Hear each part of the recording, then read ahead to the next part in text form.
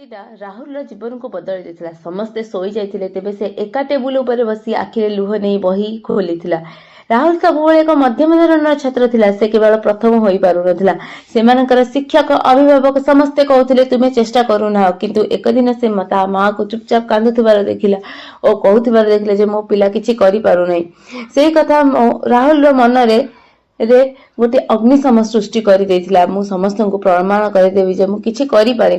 ସେ ରାତିରୁ ସେ ପଢିବା ଆରମ୍ଭ କଲା। ଘଣ୍ଟା, ଦିନ, ମାସ ସେ ରହିଲା ନାହିଁ। ମିତ୍ରମାନେ ଘୁରିଲେ, ସେ ପଢିଲା।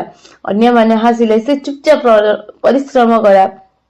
ପରୀକ୍ଷାର ଫଳ ଦିନେ ସମସ୍ତେ ଅବାକ୍। ରାହୁଲ ପ୍ରଥମ ହୋଇଗଲା।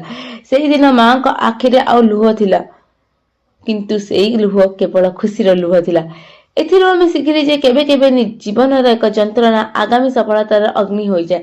ପଢିବା ମାନେ କେବଳ ମାର୍କ ନୁହେଁ, ଏହା ହେଉଛି ନିଜକୁ ପ୍ରମାଣ କରିବାର ଏକ ଶକ୍ତ ଜାବୁଡା।